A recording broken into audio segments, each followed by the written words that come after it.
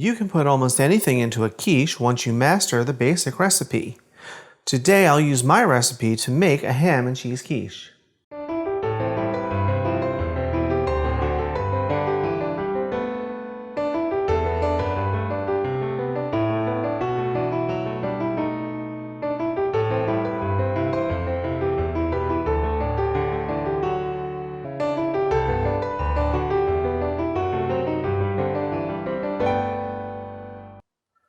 Hi everyone, welcome to today's episode of Let's Celebrate TV.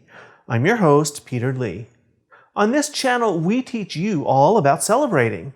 We show you recipes for food, hors d'oeuvres, cocktails, and we share entertaining tips too. Now we try and keep this as simple as we can for everyone, especially for those of you out there who say that you just can't do it, because we know you really can. So if you like this episode, hit the subscribe button, hit the like button, and watch a new episode every week. Today, our celebration is all about brunch. Specifically, it's all about quiche. Now, what is quiche? You probably think, oh, that's that egg pie thing that was popular in the 80s. Well, yes and no. Unlike a frittata or an omelet, which are made with a lot of eggs and a little bit of milk or water, it's more of a custard. It's made with very few eggs and more milk and cream. So it's rich, but it's lighter and maybe a little fluffier. And it's a perfect vessel for a lot of added fillings. It's very, very easy, and today's recipe is a very basic one that once you make it once, you'll have it mastered and you can make it for any occasion. So let's get started. I have here a pie shell. Now, I used my favorite store-bought pie crust because when I make quiche, it's usually in the mornings for a crowd and I have to make 3 or 4 of them. I don't have time to make crust from scratch. If you want to make pie crust from scratch, please do.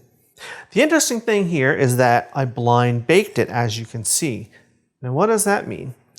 All I did was I put it in the pie dish, trimmed it around, pricked the bottom a little bit, and I put it in a 400-degree oven for about 10 minutes until it was just 3/4 of the way baked, just a little golden brown. Your own recipe may have its own blind baking. If you're not sure, if you're using the store-bought one, the box will have instructions on how to blind bake too. It's very, very simple. Why do we do that? Blind baking will ensure that you don't get a soggy crust on the bottom since we're putting a custard mixture into it. So in our crust, we're going to start with the filling. Now I'm making ham and cheese today. I have 4 ounces of diced ham. Now this is just a little ham steak that I diced up myself. If you don't want to do that, here's a fast little trick. You can get these little packages of pre-diced ham. Now I've used these when we were camping and I didn't have a proper kitchen. These are great because they come sealed like this and they're perfectly delicious.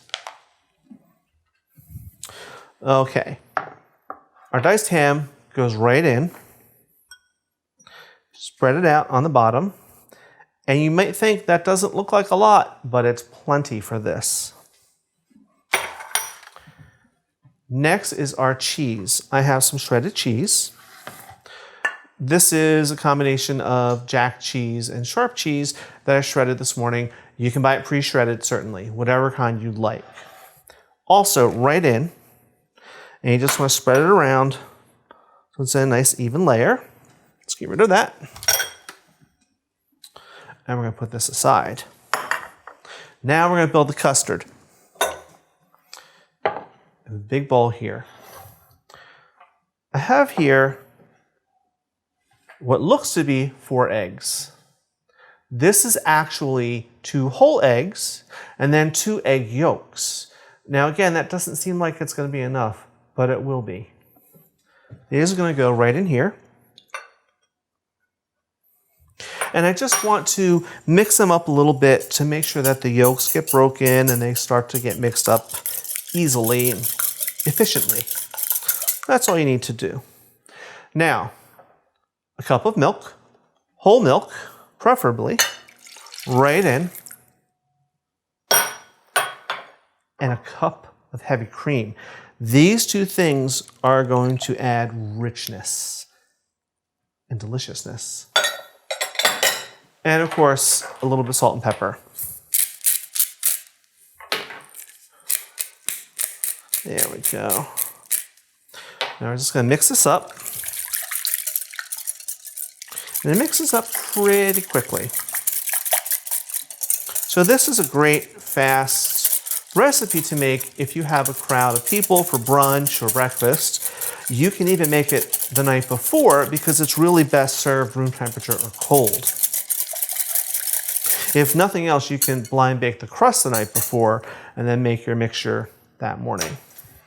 Alrighty, now this is going to go right in. Lovely. All right. And that's it. Now, the next step is we're going to go to the ovens. Now I'm going to bake this at 375 degrees for 35 minutes. When I know it's done, it's going to be golden, it's going to be a little puffy. Now, the center is still going to be jiggly.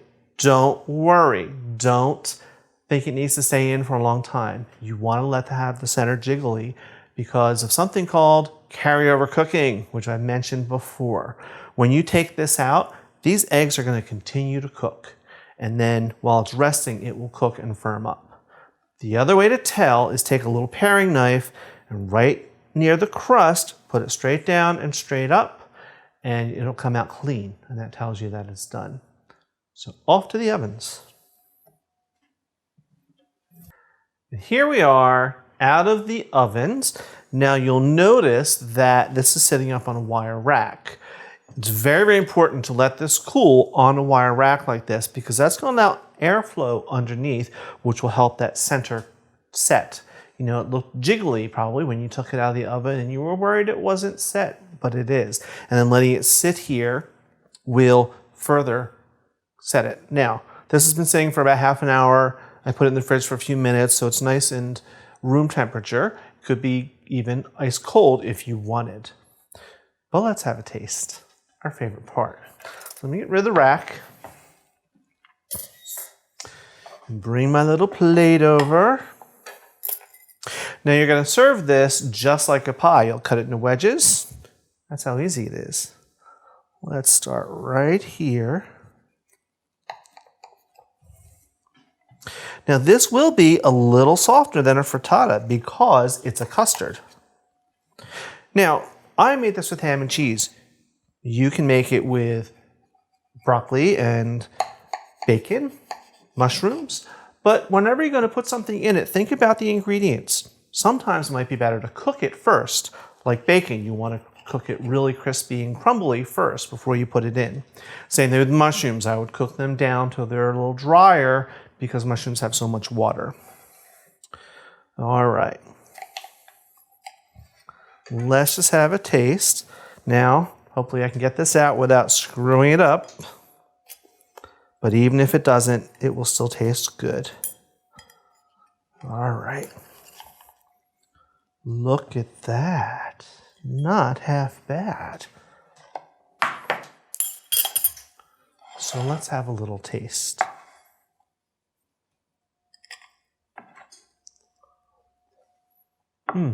Wow. Is that good?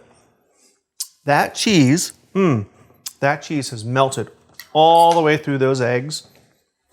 And you get little bits of the ham inside. The egg mixture is creamy and luscious. And the crust, because we blind baked it, is crispy all the way on the bottom too. So it's nice and crispy and flaky. Now, I need a little something to wash it down. A little Bloody Mary. That is a great brunch. Now my Bloody Mary recipe, which is spicy, is a whole nother episode that'll be coming. Deliciousness.